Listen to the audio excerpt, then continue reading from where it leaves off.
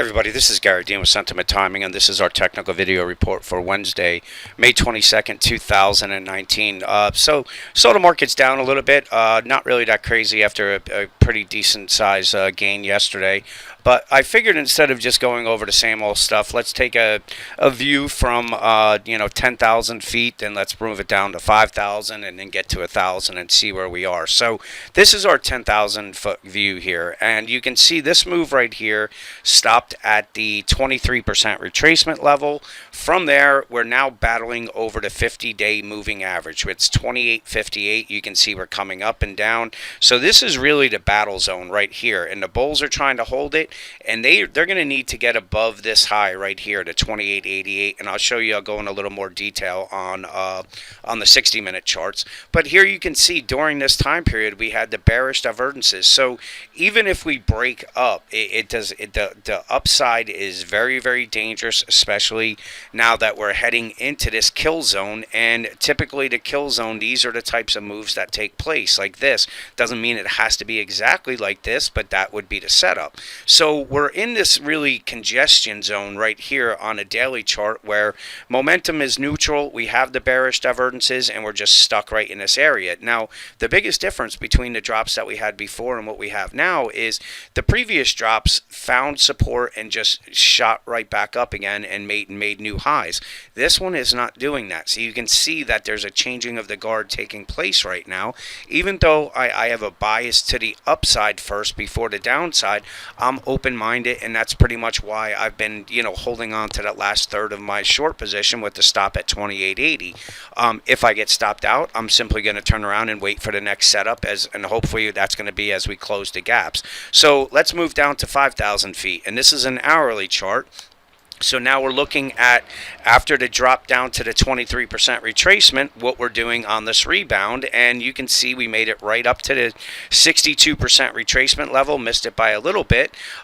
We don't have any bullish or bearish divergences. So that's what makes us in no man's land, because we're not really going anywhere. After this move off of the lows, we really just been chopping around. But overall, it is a short-term downtrend. And this is, I explained this in the morning notes, is you can see we went up, came down, and we went up again here. So this was a higher high, lower high. So we are in a bullish trend here. But then when it stopped, we had a big bounce up here and then took out the lows. And that's pretty much what's been happening. So we're now in a short-term little downtrend because we've had a series of lower lows and lower highs. So what the bulls have to do is they really need to push it above this 28.92 to change the direction of the pattern. Even if they get it above the 28.68, I think that's going to be kind of a clue that they're making a move. But really the more important line is going to be right around that 28.74, because to get above that, we're right back in this area here that's resistance as well as a moving average. And until they break above that, the bears are kind of in control, even though we've really been going both ways. So there's nobody that's really taken full control of the tape right now. And that's why I've been saying that we're in no man's land. And guessing whether we're going up or down is really not my trade setup that I like to get into. I want to see when we have the odds on our side. And right now, I can build a very good case for us to head up and close these gaps, and I can build a case for us to come down and take out these lows. So with that, I just I'm letting the market do what it's going to do. We're a little bit neutral, a little bit overbought on the momentum. We don't have any bullish or bearish divergences, and really what has to happen, this is our bigger kind of zone right here with the low 2800 and the high at the 2893. So if the bulls can push it above this, I do believe that inverted head and shoulders will play out and will come up and close these gaps. If the bears take it through the 2831, they still have to get through 2815, but that would be enough, I think, to get the bulls pretty antsy, and we could see selling, and I believe that these lows would be taken out. And if that happens, I believe there's a very quick move down to the 27.76 level. So now let's move in a little bit further here, and this is just a 15-minute chart. So you can see from this low to this high, we had a drop that came down a little bit below the 62% retracement. This was support.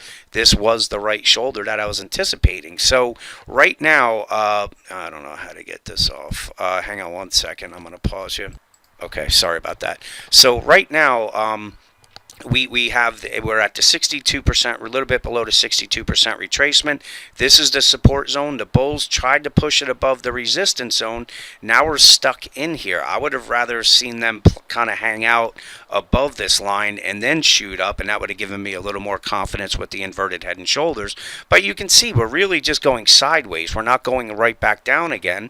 So right, the short term, we have the bears are going to have to get it through 28.51. If they do that, then I believe they're coming down and closing the gap 28.42.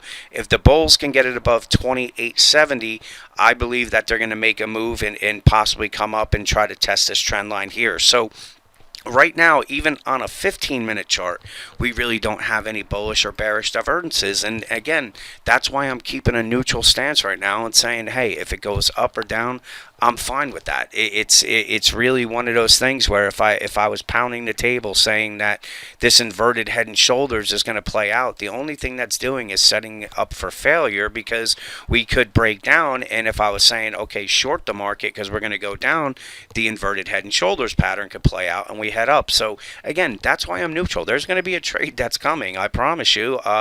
And it's probably going to be as we approach the kill zone. And I'm hoping that we do head higher and come up and close these gaps, because typically they are closed before a larger drop. But that's not a guarantee. So that's why, again, I'm just holding on to my third of a short position with the stop at 28.80. If it goes up and we start taking out these highs here, then I believe we'll be able to look for short positions up at these levels here as we head into the kill zone and possibly black hole. So with that, let's see what plays out tomorrow. Enjoy your night, and I'll talk to you guys in the morning.